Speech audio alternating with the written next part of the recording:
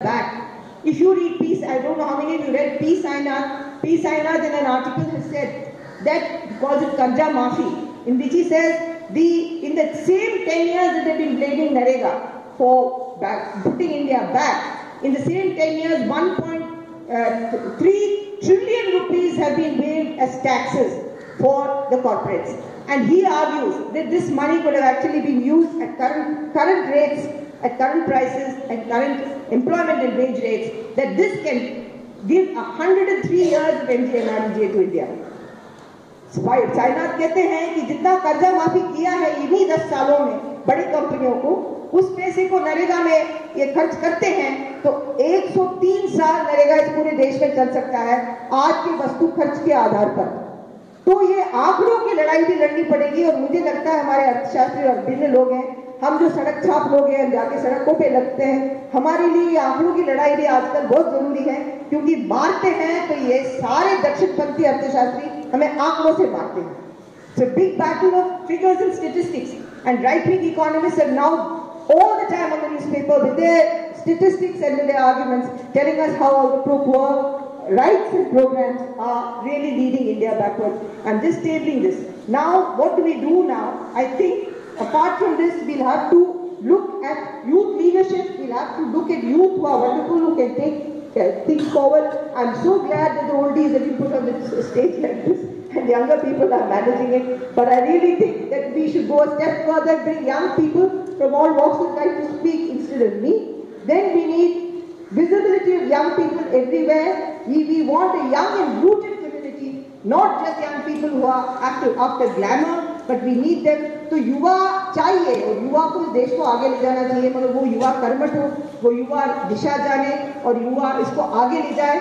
हम लोगों के लिए भी आंदोलन में ये चीज़ देखनी चाहिए। और मैं बहुत खुश हूँ कि आज बुड्ढों को स्टेज पे बिठा दिया। हम सब लोग सफेद बाल हैं, कई बहुत कम लोगों के काले बाल हैं स्टेज पे, और ये इशारा है कि NLPLD एक युवा नेतृत्व के ओर बढ़ रहा है। और मैं आप सब लोगों के लिए इसके लिए दुआ देना चाहती हूँ, और उन लोगों के लिए जिन्होंने किया है काम, उनके लिए एक बार हम लोग तालियां भी बजाएं। So we have to demand for greater participation. The Planning Commission is being closed. Why? The Planning Commission is being closed not because of its inefficiency and because Montek Singh Ahluwalia is the deputy chairman of the Planning Commission. The Planning Commission is being winded up because it gave space for a critique of the government while it was still there. Many of us take part in its processes to critique planning processes, allocation as it went on. It's been closed down and there has been very little protest from us all. And I think it was a very important platform and none of us have raised as a louder voice as we should have. भागीदारी के लिए हमें जगह भी चाहिए। तो ये योजना आयोग को बंद क्यों किया सरकार ने? क्योंकि वो ऐसी जगह थी जहाँ पे हम लोग जाके अपने मत रख सकते थे, और मत के आधार पर जो वस्तु स्थिति, जो कानून बन रहा है, सरकार ने पैसे दे रही है, उस पर हम लोग एक आलोचना कर सकते थे। उसको खत्म करने के लिए उन्होंने किया है। वो हर जगह जहाँ भी जवाबदेही की कोई भी रास्ते होते हैं उसको बंद करते हैं। अभी वो चाहते हैं कि जहाँ भी सूचना बाहर आया और लोगों ने सामना किया उनको मारो। 40 लोग से ज्यादा, शायद 40-45 लोग RTI के एक्टिविस्ट को जान से लिया गया है, जान खत्म हो गया, वो मार दिया गया है उनको। आपके पुणे में लोग मरे हैं, आपके मुंबई में लोग मरे हैं, महाराष्ट्र में काफी लोग मरे हैं, कई जगह लोग मारे गए हैं क्योंकि उन्होंने केवल ये मांगा कि पैसा कहाँ गया, ये पैसा कहाँ खर्च हुआ।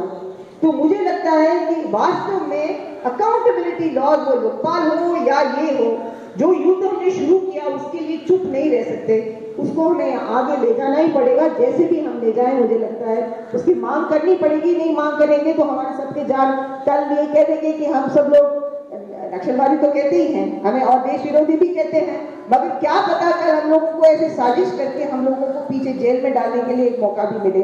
तो अकाउंटेबिलिटी नहीं मिले, तो अकाउंटेबिलिटी मतलब जवाबदेही नहीं मिले, तो ये नहीं हो सकता है। We need accountability laws as means of estimating not only what the government does but to the protection of campaigns. I think Ramila Thapar delivered the Nikhil Chakravarti Memorial Lecture a few days ago in Delhi. It was a brilliant lecture. She said, to question or not to question is the question. So today, questioning itself is under threat. As you said, Article 19. the right to freedom of expression, the right to voice. Ananthamurthy was threatened when he said he can't live in a country ruled by Narendra Modi. He was given a one-way ticket to Pakistan and he was harassed. Of course, he died soon after. He was an ill man. He was harassed. So in this, it's a very important thing that we protect our right to question in every way, which way. Not only during and as movements, but as writers, as people who, maybe it's Doniker's book, maybe it's somebody's right to paint, maybe it's any way of self-expression. I think we'll have to go and protect their rights, otherwise we are also sunk.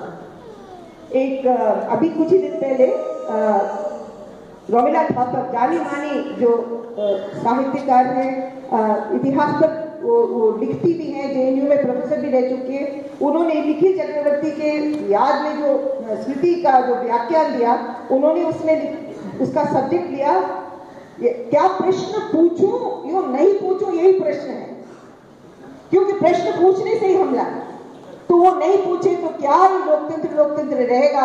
वहां पे सिंहासन गद्दी चढ़ने के लिए लोगों के लिए तो त्योहार मनाए जाएंगे दिल्ली में और मुंबई में, और हम जैसे लोग जहां बैठ के लोकतांत्रिक तरीके से हम मिल रहे हैं, हमारा तो बिल्कुल मिट्टी में मिलाने की साजिश होगी।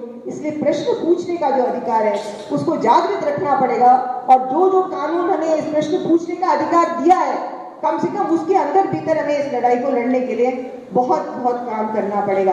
बहुत सारे मुद्दे हैं, मैं ये तो यहीं पे छोड़ूंगी, मगर हम लोगों के लिए चुनौतियां बहुत है, एकजुट होना बहुत आवश्यक है। सारे आंदोलनों को, NAPM को, NAPM के सारी इकाइयों को, हम बुड्ढों को, आप जवानों को, सबको इकट्ठा होना पड़ेगा। हमें एकजुट होकर अपनी आवाज बुलंद करनी ही पड़ेगी। हम नहीं करेंगे तो हम वास्तव में खत्म हो जाएंगे।